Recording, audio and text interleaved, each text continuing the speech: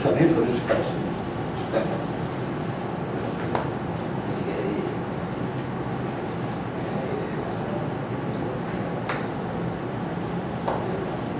Malam ini kami kembali bisa berkumpul untuk melanjutkan acara debat yang telah berlangsung 8 kali dan sekarang untuk ke-9 kalinya. Kami berdoa Tuhan supaya Engkau hadir di sini dan tolong untuk semua saudara yang masih dalam perjalanan supaya mereka boleh secepatnya sampai ke tempat ini dan ikut bersama kami di dalam acara debat ini. Tuhan, hadirlah, ampuni, sucikan kami semua dari segala dosa dan penuhi, pimpin, arahkan setiap kami di dalam sepanjang acara ini, baik pihak yang berdebat maupun jemaat di dalam mendengar. Dan kuasai, pimpin, dan arahkan seluruh pertemuan dan perdebatan ini Tuhan, sehingga hanya kebenaran dari Tuhanlah yang menang. Dan biarlah setiap orang yang hadir bisa melihat yang betul-betul benar itu yang mana. Biarlah Engkau mencerai sedemikian rupa setiap orang, supaya jangan ketidakbenaran yang justru diterima, tapi biarlah kebenaran yang diterima. Juga kuasai diri setiap pendebat sehingga kami bisa berdebat dengan kepala dingin dan berdebat dengan fair dan betul-betul bisa memunculkan kebenaran dari Tuhan. Kami sadar bahwa setan akan bekerja dan kami mohon supaya Engkau menguatkan semua kami menghadapi godaan dan setan di dalam bentuk apapun. Terima kasih Bapa, dalam nama Yesus kami berdoa. Amin. Keterlambatan hari ini ada kekacauan di pemasangan, tidak tahu kenapa. Biasanya kita mulai tepat waktu ya, ini sudah mulai terlambat sebetulnya.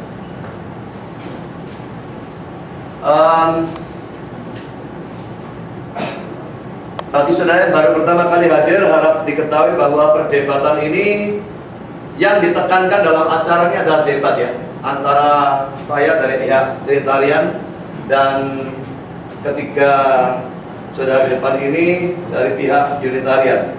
Jadi nanti memang ada acara di mana jemaat boleh bertanya, itu setelah acara persembahan. Tapi itu waktunya mungkin cuma kira-kira setengah jam. Sedangkan yang ditekankan dalam sepanjang acara adalah perdebatannya ini.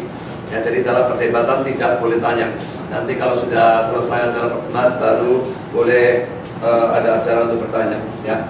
Kita melanjutkan pembahasan Ibrani pasal 1. Tempo hari sudah diperdebatkan tapi tidak tuntas, lalu sekarang mau dituntaskan. Dan kita sekarang sampai pada Ibrani 1 ayat yang kelima.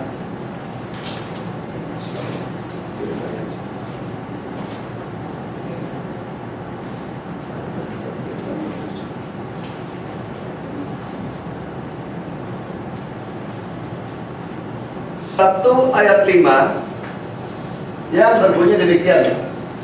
Karena kepada siapakah di antara malaikat-malaikat itu pernah ia itu Allah ya, katakan, anakku engkau telah kuperanakan pada hari ini, dan aku akan menjadi bapaknya, dan ia akan menjadi anakku. Kalau sudah melihat konteksnya, jelas bahwa dalam konteks ini memang Yesus itu dikontraskan dengan malaikat. Ya, itu bisa saudara lihat dalam ayat 3 ayat 4. Dan dalam ayat 5 ini tetap pengkontrasan itu terjadi ya. Jadi kepada malaikat-malaikat Allah tidak pernah mengatakan kata-kata ini. Yang pertama kalimat yang di atas, anakku engkau telah kuperanakan pada hari ini. Pada malaikat tidak ada. Ya. Juga kalimat yang kedua, aku akan menjadi bapaknya dan dia akan menjadi anakku, itu tidak pernah dikatakan oleh Allah kepada malaikat manapun.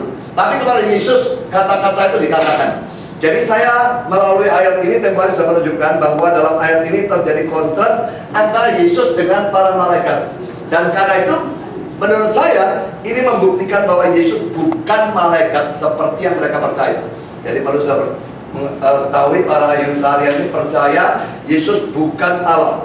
Yesus itu cuma suatu malaikat. Tapi ayat ini justru mengontraskan Yesus dengan malaikat, dan itu tidak memungkinkan kepercayaan itu. Yesus dari ayat ini jelas dia bukan malaikat. Nah, tempoh hari dalam debat yang dulu, Pak Benny menjawab saya pada waktu saya menyerang semacam itu. Pak Benny berkata Allah tidak pernah mengatakan kata-kata dalam ayat 5 ini kepada Yesus. Karena yang dalam Mazmur 2 ayat 7, anakku engkau telah kuperanakan pada hari itu ya, itu diucapkan pada Daud. Dan yang dalam 2 Samuel 7 ayat 14 diucapkan kepada Salomo. Jadi kata-kata yang aku akan menjadi bapaknya dan dia menjadi anakku, itu katanya Pak Benny diucapkan kepada Salomo di dalam 2 Samuel 7 ayat 14 ya. Nah, saya jawab ya, kalau Ibrani 1 ayat 5 itu tidak menunjuk kepada Yesus, berarti Ibrani 1 ayat 5 itu salah ya. Jadi kalau kata-kata Pak Benny berkata Ibrani 1 ayat 5 tidak menunjuk kepada Yesus, jadi ayat itu salah atau gimana? Ya. Karena konteksnya jelas menunjukkan kepada malaikat tidak pernah dikatakan, tapi kepada Yesus kata-kata itu diucapkan. Ya, tolong dibuka mulai ayat 4 saja ya, ayat 4 dan terusnya. Kalau tidak itu tidak kelihatan nanti ya. Ya. Ayat 3. Iya itu Yesus ya, adalah cahaya kemuliaan Allah dan gambar wujud Allah, dan menopang segala yang ada dalam firman-Nya pada kekuasaan.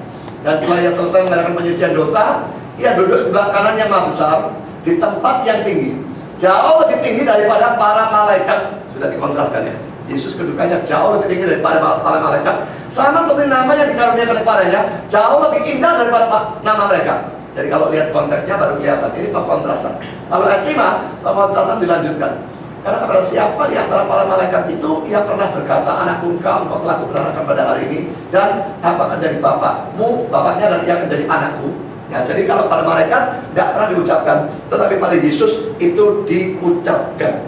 Ya, jadi kalau dikatakan bahwa ayat ini tidak bicara tentang Yesus, berarti Ibrani 1 ayat 5 itu salah ya. Padahal ini firman Tuhan, ini tidak mungkin salah. Jadi saya tidak habis pikir bagaimana Pak Benny mengatakan Ibrani 1 ayat 5 tidak diucapkan kepada Yesus. Kalau memang tidak diucapkan Yesus, ya salah, Ibrani 1 ayat 5. Dan itu firman Tuhan. Saya lebih percaya firman Tuhan daripada kata-kata Pak Benny yang menurut saya tidak punya dasar. Ya, dan kalau memang Ibrani 1 ayat 5 kepada Yesus, berarti itu mengkontraskan Yesus dengan malaikat-malaikat. Dan itu menunjukkan Yesus bukan malaikat. Sebetulnya jawaban ini sudah cukup ya. Tapi saya kira saya ingin jelaskan lebih jauh lagi ya, karena memang benar yang dikatakan oleh Pak Benny ya, bahwa kata-kata tadi 2 kalimat itu, yang pertama dari Mazmur 2 ayat 7, yang kedua dari 2 Samuel 7 ayat 14. Bagaimana kok saya tahu-tahu terapkan kepada Yesus, atau Ibrani 1 ayat 5 kok tahu-tahu terapkan kepada Yesus? Saya akan berikan penjelasan. Mazmur 2 ayat 7 sebenarnya tidak ditujukan pada Daud menurut saya. 2 Samuel 7:14 tidak ditujukan juga pada Salomo, tapi keduanya ditujukan kepada Yesus. Ya, kalau memang tidak ada hubungan dengan Yesus, bagaimana mungkin kedua ayat itu keluar dalam Ibrani 1 ayat 5? Tidak mungkin. Karena saya tunjukkan Mazmur 2. Mari kita baca ya, Mazmur 2 ini ya, 1-12. Mengapa rusuh bangsa-bangsa? Mengapa suku-suku bangsa mereka-reka perkara yang sia-sia? Raja di dunia bersiap-siap, dan para pembesar bermufakat bersama-sama melawan Tuhan dan yang diurapinya. Mari kita memutuskan belenggu-belenggu mereka dan membuang tali-tali mereka daripada kita. Dia yang bersemayam di surga tertawa. Tuhan mengolok-olok mereka. Maka berkatalah ia pada mereka dalam murkanya dan mewujudkan mereka dalam kehangatan amarahnya. Akulah yang telah melantik Raja Prision, gunungku yang kudus. Aku mau menceritakan tentang ketetapan Tuhan. Ia berkata padaku, anakku engkau, ini yang dikutip tadi ya, engkau telah kuperanakan pada hari ini. Pada 8, mintalah kepadaku, maka bangsa-bangsa akan kuberikan kepada menjadi milik usaha kamu, dan ujung bumi menjadi kepunyaanmu. Engkau akan meremukkan mereka dengan gada besi, memecahkan mereka dengan seperti tembikar tukang periuk. Ayat 10, oleh sebab itu hai raja, bertindaklah bijaksana, beribadah pengajaran, hai para hakim dunia, beribadahlah pada Tuhan dengan takut, dan ciumlah kakinya dengan gemetar, supaya ia jangan murka dan kamu binasa di jalan. Sebab mudah sekali murkanya menyala, berbahagia semua orang yang berlindung padanya. Sebetulnya kalau dilihat dari Mazmur ini bahkan tidak terlihat kalau Daud yang menulis. Tapi nanti kita akan lihat memang Daud yang menulis. Ya, tapi Daud menulis tentang siapa? Atau tentang dirinya sendiri? Coba kita akan lihat beberapa poin. Ya. Ditulis oleh Daud, tapi sebetulnya ditujukan kepada Yesus. Terlihat dari Mazmur 2 ayat 2 ya. Mazmur 2 ayat 2 itu diterapkan kepada Kristus. Dikutip dalam Kisah Rasul 4 ayat 25-28 ini. Ya. Dan oleh Roh Kudus dengan perantaran hamba-Mu Daud. Ya, jadi kata-kata dengan perantaran hamba-Mu Daud menunjukkan bahwa Mazmur 2 memang ditulis oleh Daud. Ya, Bapak kami, Engkau telah berfirman, Mengapa rusuh bangsa-bangsa? Mengapa suku-suku bangsa mereka-reka perkara yang sia-sia? Raja-raja dunia bersiap-siap dan para pembesar berkumpul untuk melawan Tuhan dan yang diurapinya. Ini dikutip dari Mazmur 2 ayat 2 aja. Ya, diambil di sini, diterapkan bersiap, diterapkan kepada Kristus itu pasti. Ya, yang diurapinya, kalau terjemah dalam King James dan NESV, His Christ. Christ itu memang Kristus itu yang diurapi. Ya, jadi diterjemahkan His Christ untuk lebih menyelarahi bahwa ayat ini dikutip ditujukan kepada Yesus. Sebab sesungguhnya telah berkumpul dalam kota ini Herodes dan Pontius Pilatus beserta bangsa-bangsa dan suku-suku bangsa melawan Yesus, hambamu yang kudus yang engkau urapi. Perhatikan ya, ini raja-raja dunia bersiap-siap, pembesar berkumpul melawan Tuhan dan yang diurapi. Nah di sini Pontius Pilatus, Herodes, bangsa-bangsa berkumpul melawan Yesus.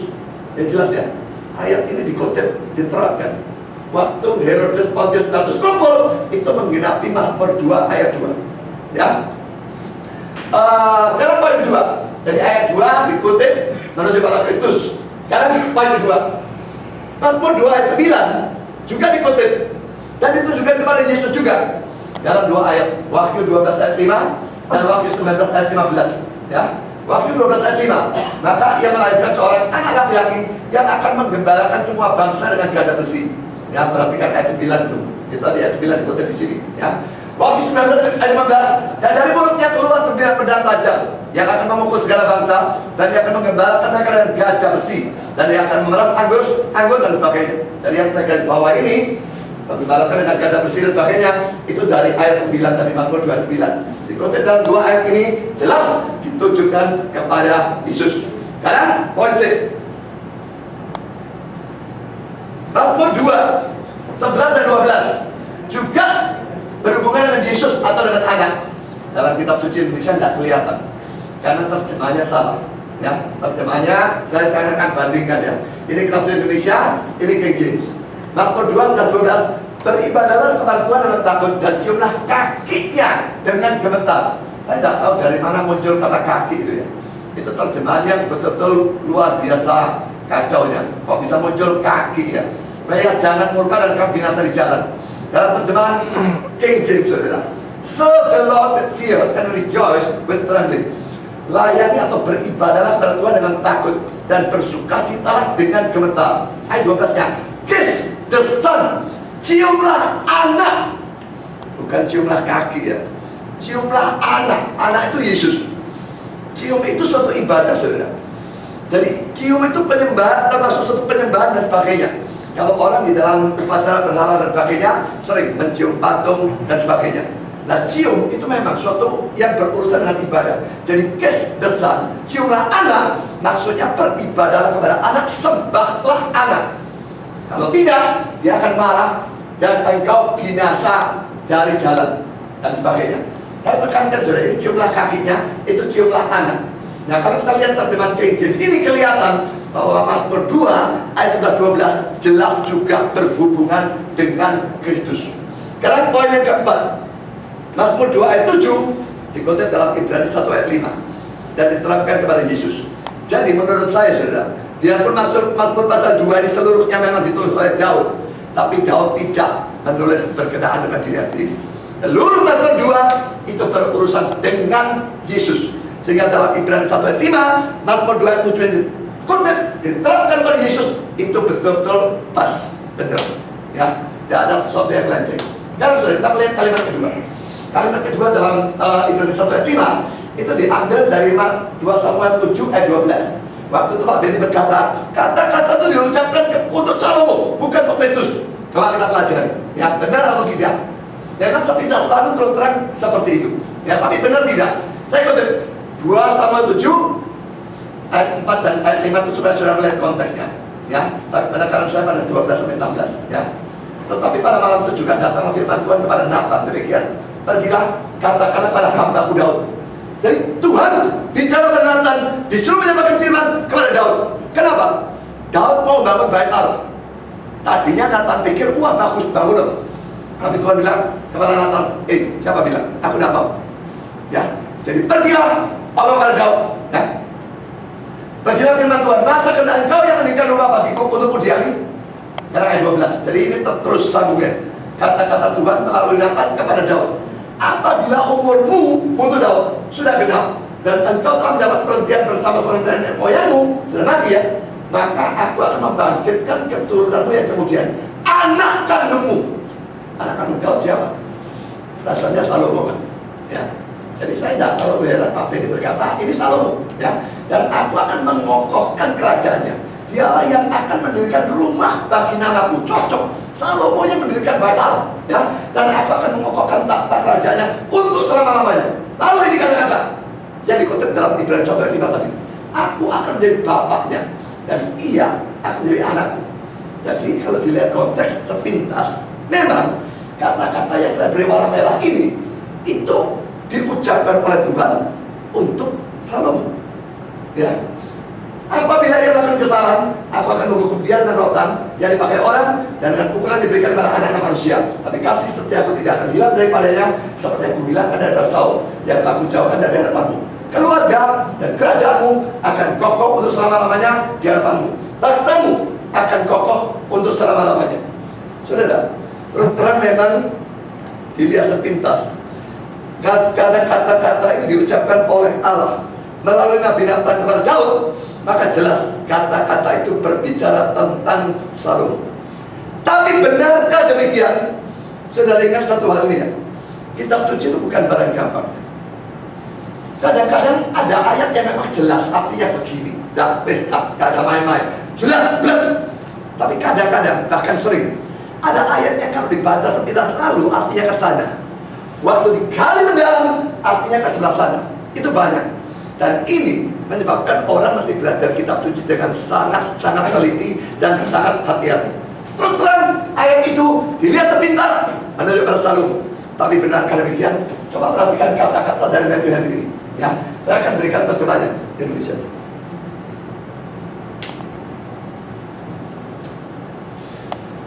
Sebagian dari janji-janji ini berhubungan dengan Salomo. Jadi memang diakui konteks 2-7 tadi berhubungan dengan Salomo sebagian, ya, keturunan langsungnya, keturunan Daud yang langsung, dan kepada garis raja-raja Yehuda. Yang lain berhubungan dengan Kristus. Jadi konteks 2-7 itu sebagian untuk Salomo, tapi sebagian untuk Kristus yang sering disebut Daud dan anak Daud. Salomo anak Daud, Kristus juga anak Daud. Jangan lupa itu.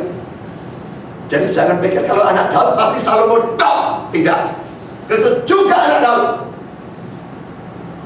Anak Daud itu kepada siapa janji-janji ini menunjuk, dan dalam siapa janji-janji itu mendapatkan penggenapan penuh mereka. Jadi dalam Salomo justru penggenapan cuma sebagian. Dalam Yesus penggenapan penuh. Ia atau Yesus itu adalah dari benih atau keturunan Daud. Kisah 13 ayat 23, nanti kita lihat ayatnya. Kepadanya Allah memberikan tahta bapaknya Daud, Lukas 1:32. Nanti kita akan lihat ayatnya. Semua kuasa baik di langit maupun di bumi dan otoritas untuk melaksanakan penghakiman. Dia akan membangun bait Injil, satu rumah bagi nama Allah. Zakaria 6:13. Kita akan lihat ayatnya. Janji itu, aku akan menjadi bapaknya dan dia menjadi anakku, diterapkan secara jelas kepada Kristus oleh sang rasul Ibrani 1 ayat 5. Tetapi peneguhan atau pengakuan rumah atau keluarganya dan tahtanya dan kerajaannya untuk selama-lamanya ayat 13, dan lagi dan untuk ketiga kalinya dalam ayat 16 selama-lamanya tidak bisa diterapkan pada yang lain kecuali Kristus dan kerajaannya. Rumah keluarga Daud dan kerajaannya telah lama berakhir, hanya kerajaan Mesias yang kekal, dan tentang peningkatan dari pemerintahan dan damainya tidak akan ada akhirnya. Anggapan tentang melakukan kesalahan ayat 14b memang tidak bisa diterapkan pada Mesias sendiri, tapi berlaku dan sangat menyenangkan bagi benih atau keturunan rohaninya. Jadi tolong tunjukkan yang di atas tadi 2-7 tadi. Ya, kembali 2-7 tadi. Ya, saudara, kalau aku akan membangkitkan keturunan kemudiannya, anak kandungmu. Ini menunjuk Salomo masuk akal. Aku akan mengokohkan kerajaannya. Itu sudah ragu-ragu. Apa kerajaannya Salomo kokoh? Ya, sampai dia mati kokoh. Begitu dia mati pecah jadi dua. Ya, dia akan mendirikan rumah bagi namaku. Cocok, Salomo mendirikan. Aku akan mengokohkan tahta kerajaannya untuk selama-lamanya. Cocok enggak untuk Salomo? Cocok? Tahtanya Salomo kokoh selama-lamanya? Israel pecah setelah jalan Salomo. Lalu Israel hancur dalam pembuangan ke Asyur, dan Yehuda hancur dalam pembuangan Babilonia. Habis kerajaannya Daud, tidak ada lagi. Apa yang kokoh? Kalau itu diterangkan pada Salomo, nubuat ini gagal, nubuat ini salah. Hanya bisa benar kalau ini diterapkan kepada Yesus. Kerajaannya memang kokoh, dia memang anak Daud. Ya, dan ini adalah kita dalam ayat 16 ya. Di hadapanku, tahtamu akan kokoh untuk selama-lamanya. Jadi di sini ya, karena itu tidak heran Matthew tadi mengatakan sebagian berlaku untuk Salomo dan sebagian berlaku untuk Kristus. Dan justru ini yang penggenapan penuh, penggenapan sempurna dari 2 Samuel pasal 7 ini. Ya, oke, kita kembali ke setelah Matthew ini saya berikan ayat-ayatnya tadi. Dari tadi ada beberapa ayat yang saya janjikan, saya berikan ya. Kisah 13 ayat 23. Dan dari keturunannya lah, ya itu jelas Daud kalau dilihat konteks, sesuai dengan yang telah dijanjikan, Allah telah membangkitkan juru selamat bagi orang Israel, yaitu Yesus. Yesus memang keturunan Daud, jelas ya. Lukas 1:32, ia akan jadi besar dan akan disebut anak Allah yang maha tinggi, dan Tuhan Allah akan mengokohkan, mengaruniakan kepada yang tahta Daud bapak leluhurnya. Jadi ayat ini mengatakan bahwa tahta Daud itu diberikan kepada Yesus. Yesus itu raja, bukan secara jasmani atau duniawi, tapi secara rohani. Dan ini yang kekal, bukan kerajaan Salomo. Ya, kalau ini kekal. Lalu Zakaria 6, benarkah Yesus bangun bait Allah? Ini Zakaria 6, ya, 12-13. Katakan kepada yang pergilah firman Tuhan semesta alam. Inilah orang yang bernama Tunas. Yesus disebut tunas atau cabang atau branch dan sebagainya, itu bolak-balik.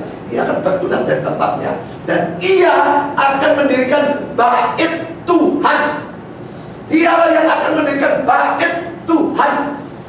Jadi saudara, Yesus mendirikan bait Tuhan, bukan bait Allah secara fisik, tidak. Gereja mungkin yang dimaksudkan.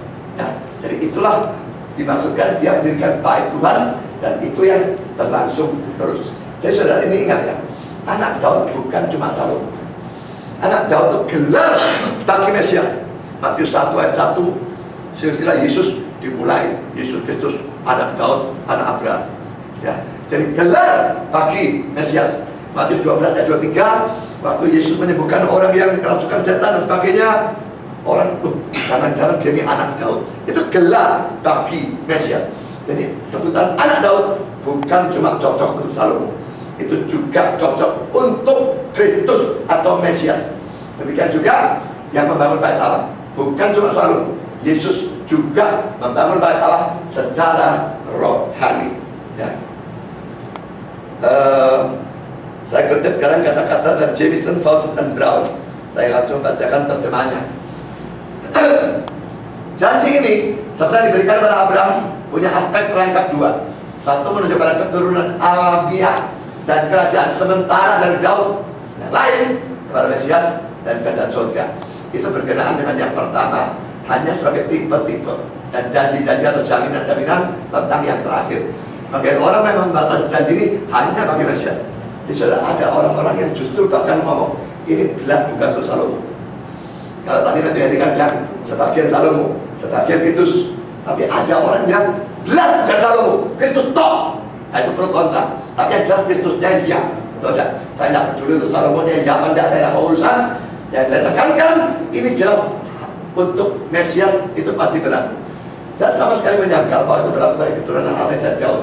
Bagian rohani yang kekal dan janji ini menunjuk pada Mesias yang akan datang dari benih atau keturunan Daud menurut daging, dan akan dibangkitkan dari orang mati untuk duduk selama-lamanya di tahta surgawinya. Janji itu pada waktu berkenaan dengan Mesias adalah mutlak, dan dalam dia mendapatkan penghirapannya yang penuh. Nah, jadi dalam semua ini saya kira sudah jelas ya, bahwa Mazmur 2 ayat 7.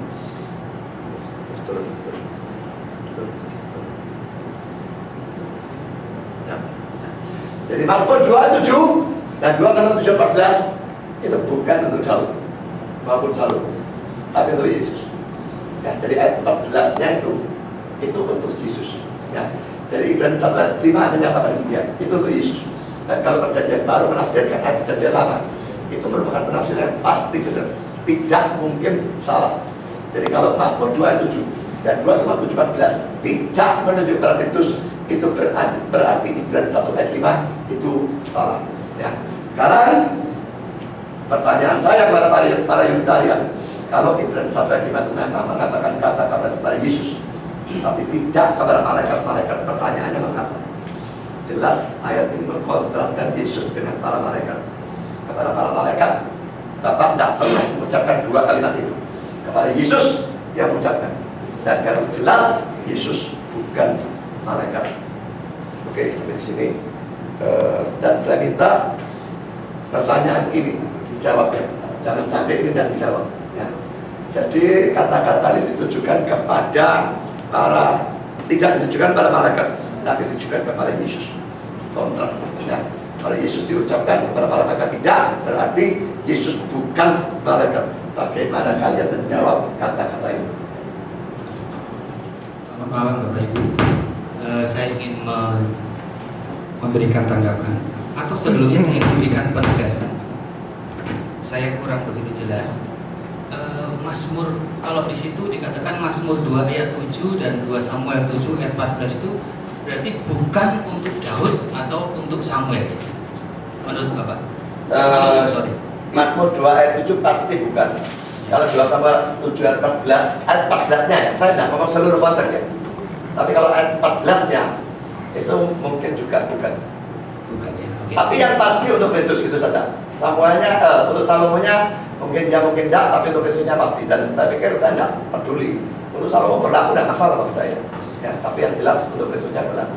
Dan itu poin saya untuk Ibrani 1 ayat 5. Terima kasih. Saya ingin memberikan tanggapan. Kalau bisa dibuka mulai yang pertama tadi Pak Soni. Jadi makalahnya Pak Budi yang pertama tadi, supaya saya bisa menjelaskan. Kelihatannya Pak Budi kurang benar dalam menangkap maksud saya.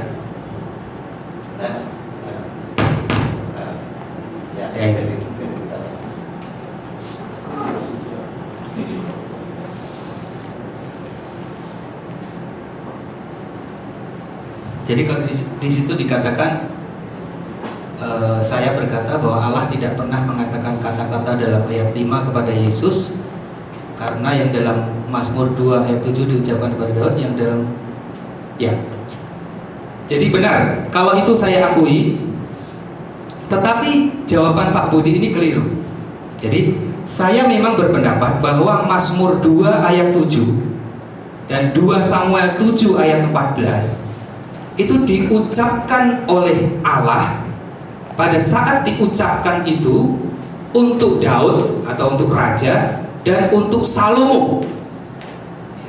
Jadi saya menegaskan justru ayat itu waktu disampaikan adalah untuk Daud atau raja dan untuk Salomo. Tetapi memang nubuatan itu bisa berlaku pada saat itu juga, tetapi bisa juga untuk masa yang akan datang. Jadi ketika disampaikan itu, saya akan membahas 2 Samuel 7 ayat 14 saja. Ketika disampaikan itu memang untuk Salomo, tetapi dalam nubuatannya itu juga berlaku bagi Yesus. Itu yang saya maksudkan. Untuk menegaskan bahwa 2 Samuel 7 ayat 14 itu dipakai untuk Salomo, coba kita buka 1 Tawarikh pasal yang ke-22. 1 Tawarikh pasal yang ke-22 ayat 10.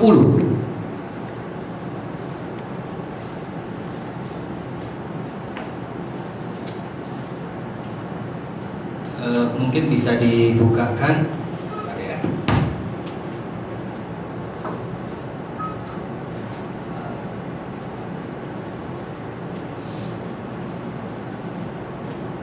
Mulai ayat 7. Mulai ayat 7 aja Pak. Jadi tidak perlu terlalu besar.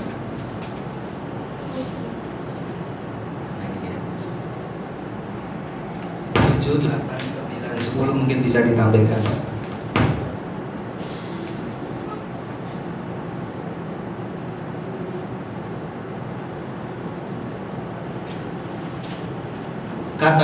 Kata Daud kepada Salomo, "Anakku, aku sendiri bermaksud hendak mendirikan rumah bagi nama Yahweh Allahku." Ini Daud ngomong kepada Salomo. Ya. Jadi setelah menerima firman itu tadi, Daud berbicara kepada anaknya. "Tetapi firman Yahweh datang kepadaku demikian, telah kau tumpahkan sangat banyak darah dan telah kau lakukan peperangan yang besar. Engkau tidak akan mendirikan rumah bagi namaku, sebab sudah banyak darah kau tumpahkan ke tanah di hadapanku." Ayat 9.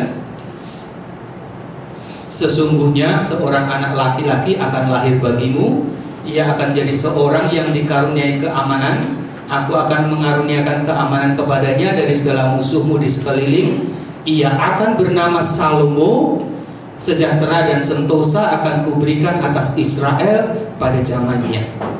Jadi Daud sendiri yang menerima firman itu mengakui bahwa firman itu yang dimaksud anak kandung yang akan membangun Ka'bah itu adalah siapa?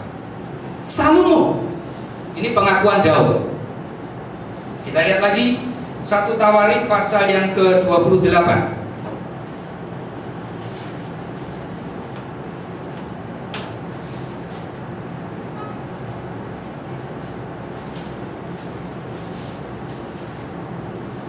Ayat yang ke-6.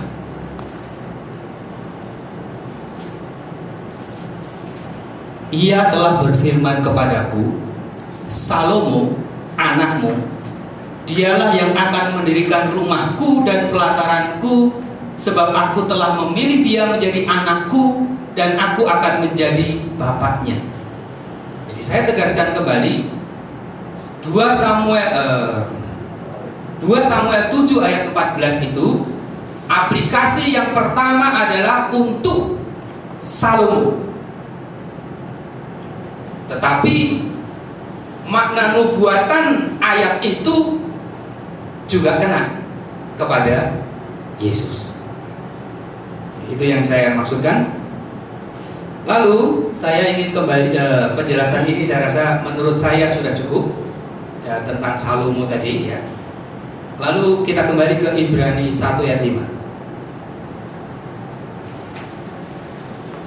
Nah, lalu tadi ditanyakan Pak Budi kalau itu Ibrani ini menunjukkan kontras antara Yesus dengan malaikat. Benar. Ibrani ini memang menunjukkan kontras yang sangat kontras antara Yesus dengan malaikat.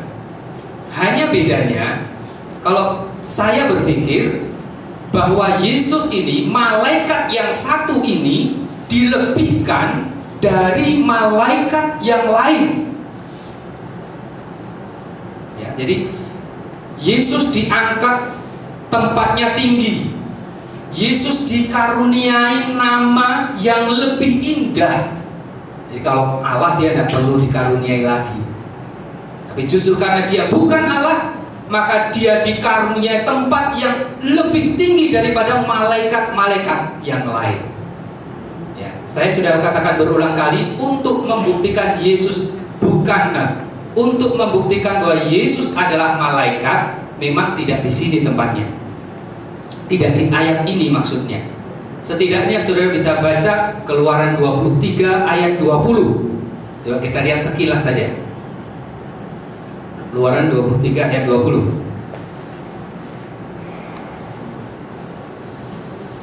"Sesungguhnya aku mengutus seorang malaikat."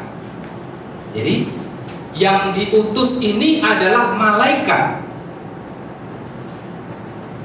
Dan kalau saudara mau percaya bahwa malaikat yang sedang dibicarakan itu adalah Yesus, disinilah salah satu ayat yang membuktikan bahwa Yesus adalah malaikat itu yang diutus oleh aku, yang diutus oleh Yahweh.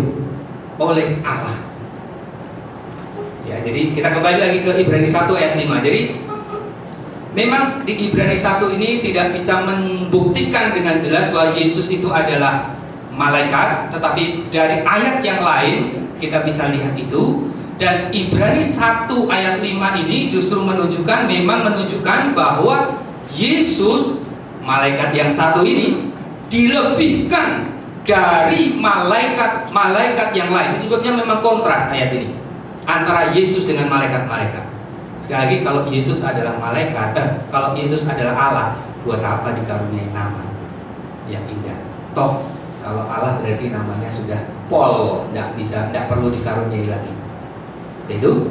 Lalu kata anakku engkau telah kuperanakkan pada hari ini.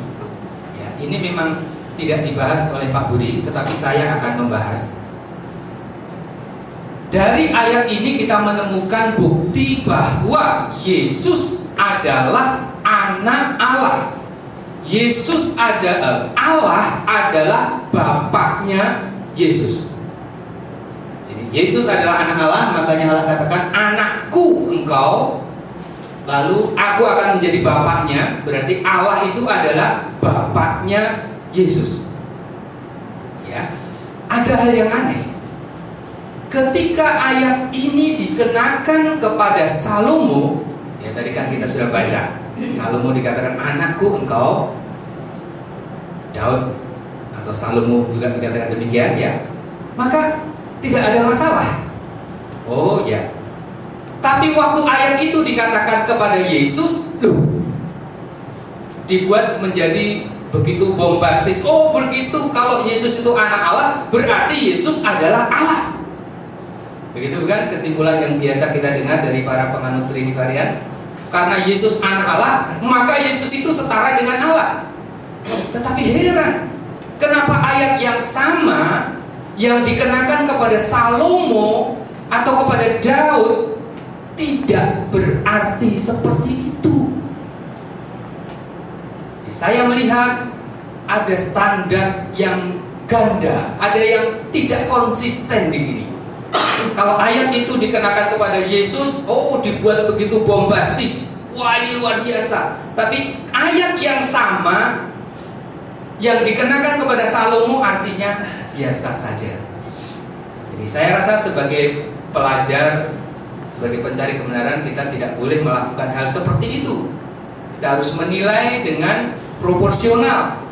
Ya. Kalau anak Allah ini artinya adalah Allah, maka ketika Salomo dikatakan anak Allah, karena ayatnya juga sama, maka Salomo juga harus Allah. Itu namanya konsisten.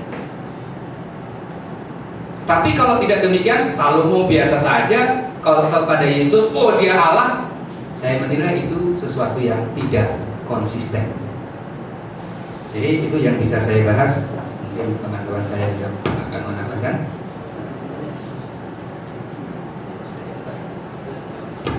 Beberapa hal yang ingin saya tanggapi. Yang pertama, pada saat Pak Budi katakan bahwa Ibrani 1 ayat yang kelima itu menunjukkan kontras, saya sependapat dengan kakak saya.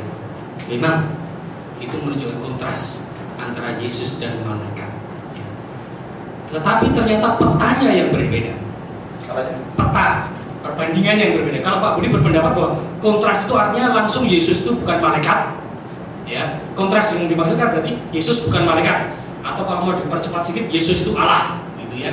Kalau kami, meskipun saya bisa menjelaskan bahwa lewat ayat ini sudah bisa menjelaskan Yesus malaikat, tapi oke lah, saya ngikut Pak Beni, belum telak betul lewat ayat ini, ya. Meskipun saya memberikan satu pengertian membuktikan sedikit Yesus adalah malaikat. Di dalam ayat yang kelima, ada terjemahan yang mengatakan bahwa kepada malaikat yang mana di antara malaikat-malaikat yang lain. Jadi di situ sudah disebutkan Yesus itu malaikat. Nanti saya akan tunjukkan. Sementara tolong ditangkap ini dulu, oke? Nanti saya akan tunjukkan. Jadi kepada malaikat yang mana di antara malaikat-malaikat yang lain. Jadi sebenarnya kalau terjemahan ini pun sudah diterima, itu sudah cukup. Tapi seperti saya tadi bilang, ini belum cukup telak, ya, bukan di sini tempatnya. Kemudian kalau kalau Pak Budi berpikir bahwa lewat ayat ini langsung membuktikan bahwa Yesus itu bukan malaikat, apalagi disebutkan bahwa Yesus langsung Allah, mari kita lihat konteks ayat ini. Ya, ayat 1 sampai ayat 4 itu menjelaskan dengan sangat jelas bagaimana posisi Yesus. Ya, dia itu perantara, dia itu yang berhak menerima. Ya, dia itu didudukkan di sebelah kanan yang maha besar, didudukkan di sebelah kanan yang maha besar. Kemudian dikaruniai, tadi sudah dijelaskan. Belum lagi di ayat yang berikutnya nanti ditemukan bahwa Yesus itu dilebihkan di antara sekutunya. Nah, kalau Pak Budi langsung berpikir bahwa Yesus itu adalah bukan malaikat dan Yesus itu Allah, berarti Yesus lebih di antara Allah yang lain. Karena sekutu Yesus Allah berarti, bukan?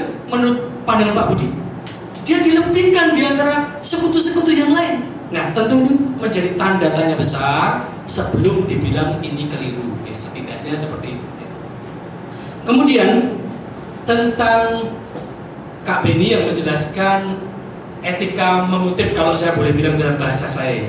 Sebenarnya masalahnya dulu hanya berkisar etika mengutip. Jadi kalau mau mengutip itu ya lihat kutipannya yang lama dulu. Ya, dia mengutip dari mana, kemudian diterapkan di mana.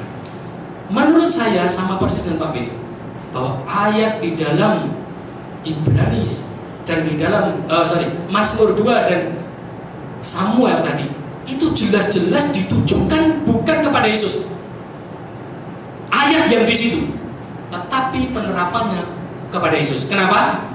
Kalau ayat itu bukan ditujukan kepada Daud dan kepada Salomo, maaf ini bukan pandangan saya, alangkah bodohnya Allah.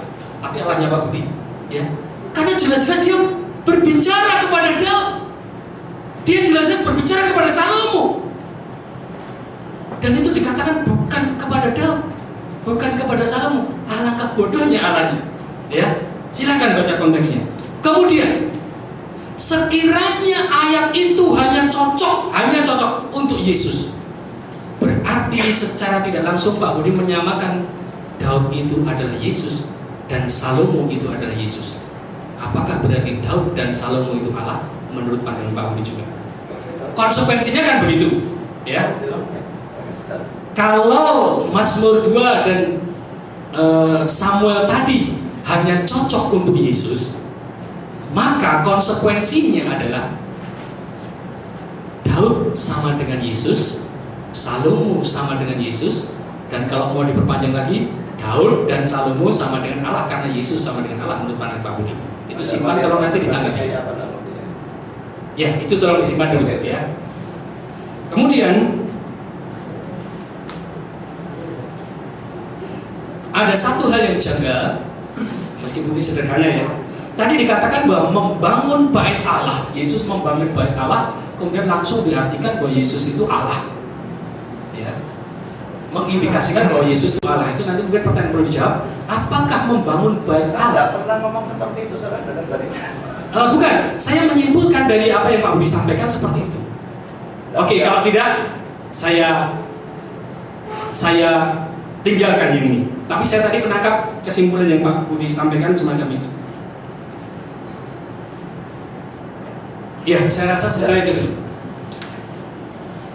Saya menambahkan sedikit, ayatnya saya sudah ketemu Pak. Ibrani 1 ayat 5 itu kalau di Alkitab Perjanjian terjemahan bahasa Indonesia yang lama, ya, itu karena malaikat manakah dari antara segala malaikat itu yang pernah difirmankannya, engkaulah anakku, hari inilah aku memperanakan dikau. Jadi yang dimaksudkan Pak Nun itu adalah Alkitab terjemahan bahasa Indonesia yang lama. Saya lihat bunyinya dari berbeda. Masih selesai? Masih ngomong? Saya akan menambahkan sedikit.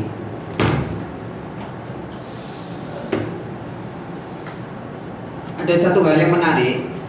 Tadi ketika Pak Budi membahas di 2 Samuel 7 ayat 14, Pak Budi mengatakan bahwa ayat itu berbunyi, aku akan menjadi bapaknya dan ia akan menjadi anakku. dan itu mengacu kepada Yesus. Tapi ayat ini tidak berhenti di situ.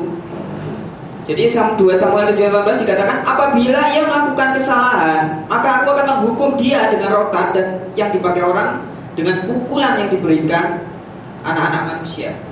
Tapi tadi sepintas Pak Budi sempat mengatakan, kecuali ayat 14 yang B tidak bisa dikenakan kepada Yesus. Ini sebuah hal yang sangat tidak konsisten. Jadi Pak Budi bisa seenaknya mengacukan ayat yang 14A kepada Yesus, tapi yang 14B tidak bisa, karena ada kata melakukan kesalahan akan dihukum. Yesus tidak bisa melakukan kesalahan karena dia Allah, dia tidak mungkin dihukum. Ya mungkin bahasa sehari-hari seperti itu. Ya, jadi ini tidak konsisten. Kemudian di dalam ayat yang ke-16 juga Pak Budi mengatakan bahwa itu pasti kepada Yesus, karena tahta kerajaannya Yesus selama-lamanya. Ya kalau kita baca 2 Samuel 7:16, keluarga dan kerajaanmu akan kokoh untuk selama-lamanya di hadapanku, tahtamu akan kokoh untuk selama-lamanya. Yang Pak Budi bilang ayat ini tidak mungkin kepada Salomo, karena kerajaannya Salomo sudah habis. Tetapi oleh Pak Budi ayat ini digenapkan kepada Yesus. Tapi bilang kerajaannya Yesus bukan kerajaan fisik, sehingga sampai sekarang kerajaannya Yesus masih ada. Nah, kalau kita teliti, di sini terjadi ketidakkonsistenan lagi. Mengapa ketika ayat 16 dikatakan hanya kepada Salomo kerajaannya tidak kekal, padahal kerajaannya Salomo kerajaan fisik saat ini sudah ada. Tapi kita perhatikan bahwa keluarga dan kerajaanmu akan kokoh selama-lamanya di hadapanku. Jadi mungkin saja di hadapan manusia kerajaannya Salomo sudah habis, tapi di hadapan Allah akan kekal selama-lamanya. Kita harus konsisten. Kalau kita mengatakan Yesus kerajaannya bukan fisik, berarti ya ini harus ditafsirkan bahwa kerajaan bukan hanya fisik. Jadi ketika menafsirkan 2 Samuel ini kepada Salomo, Pak Budi dengan seenaknya sendiri mengatakan bahwa itu kerajaannya sudah habis. Tapi ketika kepada Yesus, kerajaannya selama-lamanya karena bukan fisik. Ini suatu hal yang tidak konsisten. Saudara bisa melihat ketidakkonsistenan Pak Budi di sini. Baik, silakan. Saya pertajam sedikit sampaikan saudara Frans. Jadi hanya karena pandangan Pak Budi yang berkata bahwa kerajaan Salomo itu tidak selama-lamanya karena sekarang memang sudah tidak ada, maka langsung saja diputus itu bukan untuk Salomo, gitu ya. Saya pikir masalahnya bukan di situ. Bukan hanya karena kata selama-lamanya, apalagi kata selama-lamanya sudah diklarifikasi dengan sangat jelas oleh saudara Frans. Jadi sekali lagi Pak Budi hanya menangkap hanya karena kata selama-lamanya yang dikenakan oleh Salomo terhadap kerajaannya, tapi ternyata sekarang sudah tidak ada, maka Pak Budi langsung simpulkan, oh tentu ini bukan untuk Salomo. Gitu kan Pak Budi?